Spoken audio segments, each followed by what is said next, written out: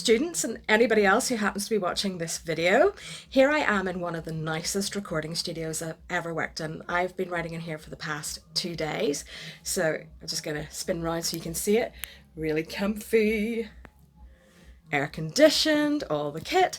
So this is the Woods, Norway, and I'm here on a songwriting camp to write songs for Eurovision 2020. There are professional songwriters here from all over the world, all signed to different publishers. So I thought that it would be useful for you while I was here if I interviewed them on how they became professional songwriters, what they did to get there. So I hope this video is going to be useful for you. Hi students, here I am with the lovely Katie Skye, who's actually signed to Universal as a songwriter, which is pretty cool. We're at the moment at Out of the Woods in Norway writing for Eurovision 2020, which is really exciting. And Katie and I have been doing a track today. So I'm going to ask Katie a little bit about her songwriting. So what made you decide to become a songwriter? For many years, all I did was sing when I was a kid. I was in lots of school productions and stuff, all the usual stuff.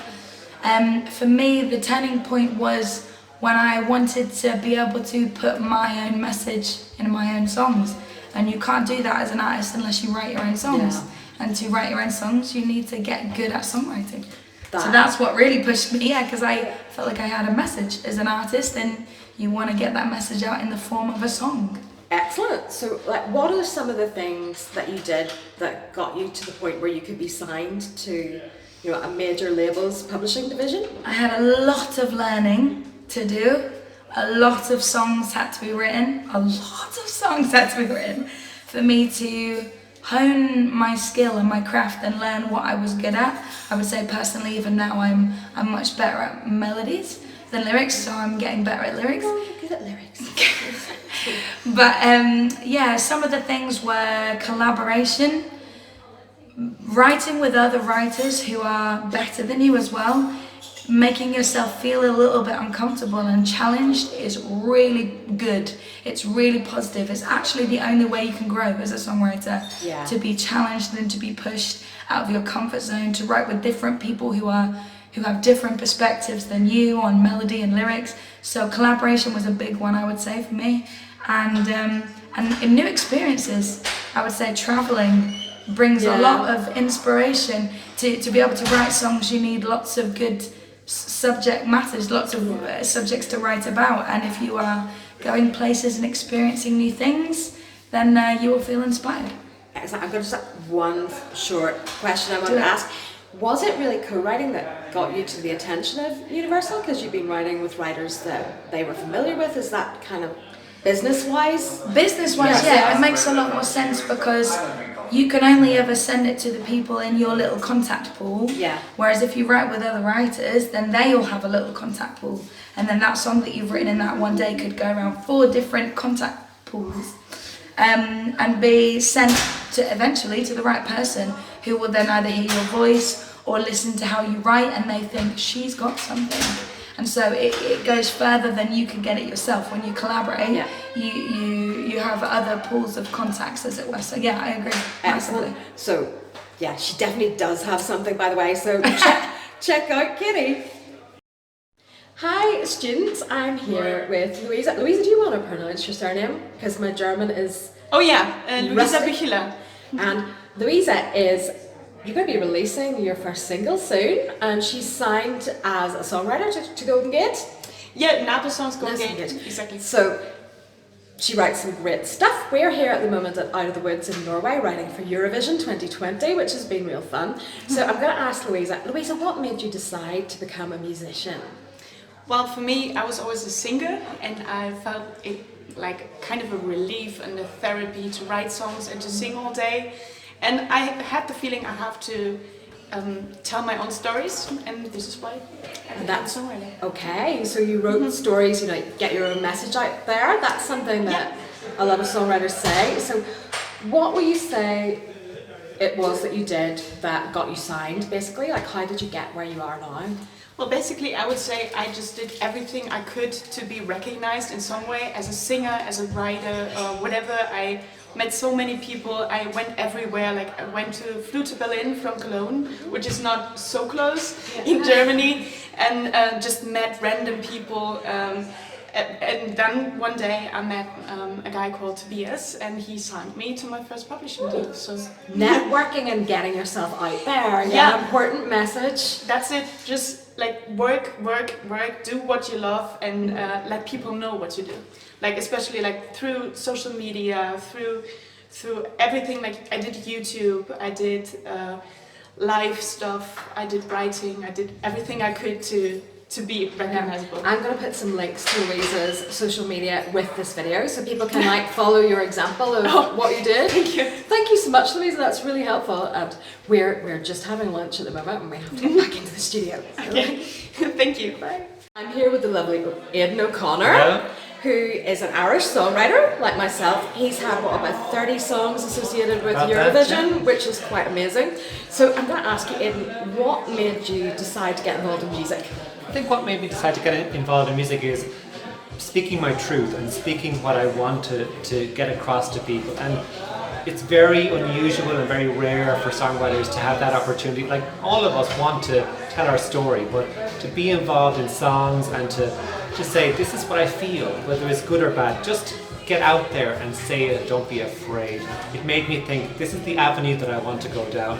Don't listen to other people, don't listen to other influences. Just think, what is your view and what do you want to tell? And how do you want to express the narrative of that story and that song?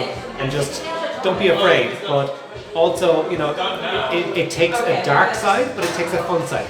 Every song has a bit of yin and yang, a bit of light and shade. Yeah, but also, don't be afraid to kind of go, I'm going to tell that story, but also I'm going to tell that light story, and I'm going to tell everything about it. That is so great because I think when people first start writing, they tend to fear happiness because they think it'd be cheesy, and that like they tend to start with very depressing songs. And nobody wants to sign someone who only has very depressing songs. You have to mix it. You have to mix it up. Otherwise, you're going to be stuck in this one kind of like type of song. And I've seen people who are songwriters and singers who only sing one genre, and that is really bad for your career because you'll be typecast and you cannot do that. And every life has different emotions in it. Like none of us are in the same mood every day, or even like all the way through the day.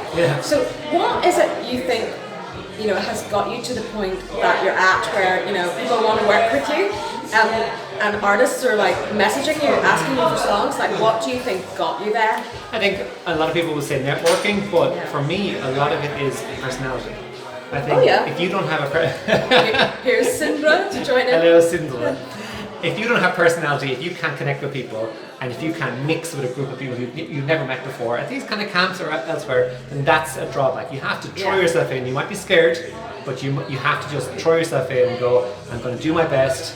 You might be full of anxiety going in there, kind of going, I don't know what's going to happen, but the best thing is just face the fear and do it anyway. And that's the best thing I've That's a great message. Don't be afraid and be able to get on with people. And since Sindra has turned up, Sindra, I'm doing a video for my songwriting students, and I'm asking people who work in music, what made you want to work in music, and what is it that you did that got you to this point in your career? For me personally, I downloaded a mixing and producing program, a DAW called Ableton Live, because I wanted to convince my friend that this was an easy thing to do. It's not, but I thought so at that point in time. There is a whole lot more behind making a good song than what you would first think, and the challenge is really what made what made me really go for it and stay for this, and really wanna make this a life journey rather than just a stupid bet. No, I understand So that. it started out not serious, and it ended up becoming your living, your career, because you're co-owner here at the Woods. Yes, I am. So that's quite amazing. So what got you to the point of being co-owner at the Woods? Like, now I have to say, I'll just get back to camera. Sindra has a dedication to excellence. He doesn't half-ass anything, which I think is a big part of his success. Actually. Thanks. That's. I'm flattered and not comfortable receiving. In other words, I know that's true. Thanks. No, I actually had a lot of luck betting on cryptocurrencies at the right time. That is embarrassing. I feel like I kind of had too much luck thrown my way at the right time, but I decided I would use that luck to invest in something that I wanted to do, and that is music, because music is really hard, and I actually need to prove that I'm more than a lucky asshole who made some money on cryptocurrencies. No, but you make a good point there, and that people do need to have a day job until the point they can support themselves. Like, it's important to be financially sensible and like investing in other things and making sure there's a plan B, because music, in a way, it's not stable. It is gambling. Like, you could come here and you could write a song, and it might be picked up, and you might make great royalties from it, or you could actually spend money getting here and not make a single penny. It's not predictable at all. So I actually think you've given some good practical advice. So thanks so much to Sindra and Aidan. Keep and going. We are going. Your dreams. Thank you so much. And now we are going to head in to the party. Thank you.